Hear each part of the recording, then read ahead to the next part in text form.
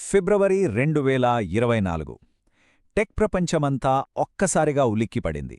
కారణం Sora. Just మనం text ఇస్తే చాలు, దానికి తగ్గట్టుగా high quality cinematic visuals create చేసే ఒక ఏఐ. కానీ 2 ఏళ్లు తిరిగేలోపే ఆ సంచలనం కాస్త చరిత్రగా మిగిలిపోయింది. ఇంతకీ ఏంటి సోరా కథ? దాని పుట్టుక, ఎదుగుదల, ఇంకా ఆశ్చర్యకరమైన పతనం వెనుకున్న పూర్తి కథేంటో ఈ విశ్లేషణలో చూద్దాం. ఒక టెక్నాలజీ విప్లవంగా అందరూ పొగడిన ఒక ప్రోడక్ట్ ఎందుకు ఇంత హఠాత్తుగా కనుమరుగైంది? అసలు ఈ ప్రశ్నకు సమాధానం వెతకడానికే మనం ఈ మొత్తం కథను చూస్తున్నాం. అద్భుతమైన ప్రామిస్తో మొదలైన సోరా ప్రయాణం ఎందుకు మధ్యలోనే ఆగిపోయింది? దాని పతనానికి దారితీసిన అసలు కారణాలేంటో లోతుగా చూద్దాం. అంతా మొదలైంది సోషల్ మీడియాలో వచ్చిన కొన్ని వీడియోలతో. ఒక గోల్డెన్ రిట్రీవర్ అలలపై సర్ఫింగ్ చేస్తున్న వీడియో, టోక్యో వీధుల్లో వర్షం పడుతున్న ఒక సినిమాటిక్ షాట్. చూడ్డానికి ఎంత రియలిస్టిక్గా ఉన్నాయంటే ఇవి ఏఐ చేసిందని చెప్తే ఎవ్వరూ నమ్మలేకపోయారు. అంత హై క్వాలిటీ విజువల్స్ అన్నమాట. ఈ వీడియోలు క్షణాల్లో వైరల్ అయిపోయి ప్రపంచవ్యాప్తంగా ఒక పెద్ద సంచలనం క్రియేట్ చేశాయి. సరే, ఇక మొదటి అంకంలోకి వెళ్దాం. సోరా మొదటిసారి ప్రపంచానికి పరిచయమైన ఆ క్షణాలు అవి నిజంగా మర్చిపోలేనివి. అది కేవలం ఒక ప్రోడక్ట్ లాంచ్ కాదు, క్రియేటివ్ ఫీల్డ్లో ఒక పెద్ద పెనుమార్పుకు నాంది పలికింది. ఆ రోజు తేదీ ఫిబ్రవరి 15, 2024. ఓపెన్ఏఐ ఒక సింపుల్ బ్లాగ్ పోస్ట్తో నిశ్శబ్దాన్ని బద్దలుగొట్టింది. ఆ పోస్టు వచ్చిన నిమిషాల్లోనే సోరా డెమో వీడియోలు ఇంటర్నెట్ను షేక్ చేశాయి. గంటలు గడిచేసరికి ఇక టెక్ వరల్డ్ అంతా సోరా గురించే చర్చ. అసలు సోరా ఎందుకంత స్పెషల్? ఆ టైంలో ఉన్న వేరే ఏఐ టూల్స్ మహా అయితే ఒక 4 నుండి 8 సెకండ్ల వీడియోలను అది అస్పష్టంగా క్రియేట్ చేసేవి. కానీ సోరా ఏకంగా 60 సెకండ్ల ఫుల్ హెచ్డీ వీడియోలను, అది ఒకే క్యారెక్టర్తో, వాస్తవమైన ఫిజిక్స్తో, ప్రొఫెషనల్ కెమెరా మూమెంట్స్తో సహా క్రియేట్ చేయగలిగింది.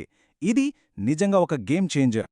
హాలీవుడ్ పెద్ద పెద్ద డైరెక్టర్ల నుండి చిన్న చిన్న ఆర్టిస్టుల వరకు ప్రతి ఒక్కరూ సోరా టెక్నాలజీకి ఫిదా అయిపోయారు. క్రియేటివిటీకి ఇక హద్దులు లేవని అందరూ అనుకున్నారు. కానీ ఇక్కడే ఒక పెద్ద ట్విస్ట్. ఈ అద్భుతమైన టూల్ కేవలం డెమోలకే పరిమితమైంది. పబ్లిక్గా ఎవరికీ అందుబాటులోకి రాలేదు. ఇప్పుడు మనం సోరా కథలో అత్యంత కీలకమైన, ఇంకా చెప్పాలంటే దాని పతనానికి కారణమైన ఒక చాప్టర్కొచ్చాం. అదే 10 నెలల సుదీర్ఘ నిరీక్షణ. ఈ ఆలస్యం సోరా తలరాతను ఎలా మార్చేసిందో ఇప్పుడు చూద్దాం. 1, 2 కాదు, ఏకంగా 10 నెలలు. ఫిబ్రవరిలో అనౌన్స్ చేసిన టూల్ ప్రజల చేతుల్లోకి రావడానికి డిసెంబర్ వరకు పట్టింది. టెక్ ప్రపంచంలో ఈ 10 నెలల గ్యాప్ అంటే ఒక యుగంలాంటిది. ఈ ఆలస్యమే సోరా భవిష్యత్తును ప్రశ్నార్థకం చేసింది. మరి 10 నెలల్లో ఏం జరిగింది? ఓపెన్ఏఐ ఏమో రెడ్ టీమింగ్ పేరుతో సేఫ్టీ టెస్టులు చేస్తూ కూర్చుంది. ఇది మంచిదే అయినా ఈ గ్యాప్లో దాని పోటీదారులు మాత్రం మార్కెట్ని దున్నేస్తున్నారు. రన్వే, గూగుల్ వియో లాంటి కంపెనీలు కొత్త కొత్త ఫీచర్లతో దూసుకొచ్చాయి. వేగాన్ని అందుకోలేకపోవడం సోరాకు తగిలిన మొదటి దెబ్బ. ఈ నిరీక్షణ సమయంలో నవంబర్లో ఇంకో వివాదం కూడా మొదలైంది. ఒక ఏపీఐ కీ లీక్ అవ్వడంతో కొందరు ఆర్టిస్టులు ఓపెన్ఏఐ తమ డేటాను సరిగ్గా వాడట్లేదని ఆరోపణలు చేశారు. ఇది ఆల్రెడీ ఉన్న ఓపెన్ఏఐపై మరింత ఒత్తిడిని పెంచింది. సరే, ఎలాగైతేనేం 10 నెలల తర్వాత సోరా వచ్చింది. కానీ అప్పటికే మార్కెట్ మొత్తం మారిపోయింది. సోరా 1, సోరా 2 ఈ 2 లాంచ్లు, వాటి వెనక ఉన్న సవాళ్లు ఏంటో ఇప్పుడు చూద్దాం. డిసెంబర్ 2024లో సోరా 1 వచ్చినప్పుడు ఫీచర్లైతే అదిరిపోయాయి.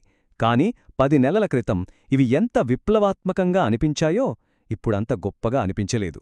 ఎందుకంటే ఆ గ్యాప్లో కాంపిటీటర్లు దాదాపుగా సోరాను క్యాచ్ చేసేశారు. దాంతో సోరా తన ప్రత్యేకతను కొద్దికొద్దిగా కోల్పోవడం మొదలుపెట్టింది. మరో ఏడాది తర్వాత సోరా 2 వచ్చింది. కొన్ని కొత్త ఫీచర్లు యాడ్ చేసినా అప్పటికే అది రేస్లో వెనకబడింది. ఒకప్పుడు మార్కెట్ను లీడ్ చేసిన సోరా ఇప్పుడు పోటీని అందుకోవడానికి కష్టపడే పరిస్థితికి వచ్చేసింది. సోరా 1కి 2కి మధ్య తేడాలు చూస్తే ఒక విషయం ఆశ్చర్యపరుస్తుంది. సోరా 2లో ఆడియో, సోషల్ ఫీచర్ లాంటివి యాడ్ చేశారు.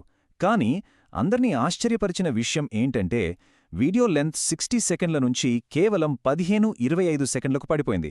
ఇది నిజంగా ఒక పెద్ద మైనస్ పాయింట్గా మారింది. కొత్త ఫీచర్లున్నా లాభం లేకపోయింది. ఆర్టిఫిషియల్ ఎనాలిసిస్ అనే ఒక సంస్థ ఇచ్చిన రిపోర్ట్ ప్రకారం క్వాలిటీ విషయంలో సోరా 2 దాని పోటీదారులైన రన్వే వియో కంటే వెనకబడిపోయింది. ఇది సోరా భవిష్యత్తుపై నీలినీడలు కమ్మేలా చేసింది.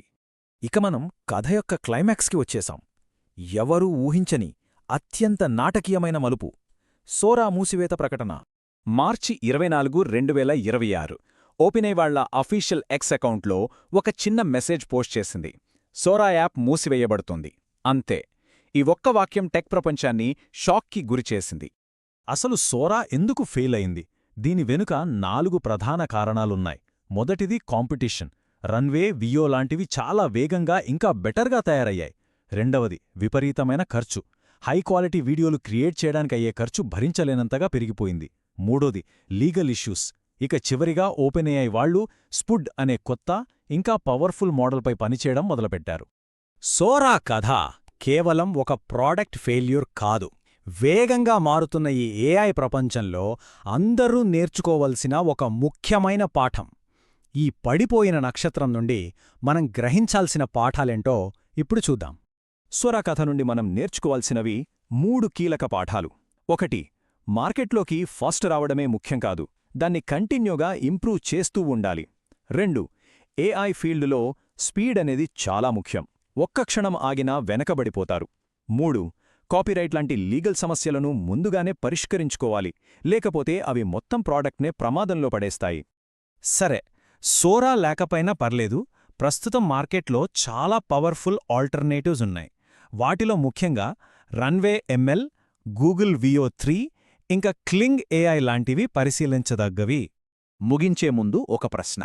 ఒకప్పుడు ఏఐ వీడియో జనరేషన్లో విప్లవం అనుకున్న సోరా ఎంత తొందరగా మూతపడటం చూస్తుంటే టెక్నాలజీ ప్రపంచంలో వేగం, పోటీ ఎంత భయంకరంగా ఉంటాయో అర్థమవుతుంది కదా. ఇది గొప్ప ఐడియా కంటే దాన్ని సరిగ్గా సరైన టైంకి అమలు చేయడం ఎంత ముఖ్యమో చూపిస్తోంది.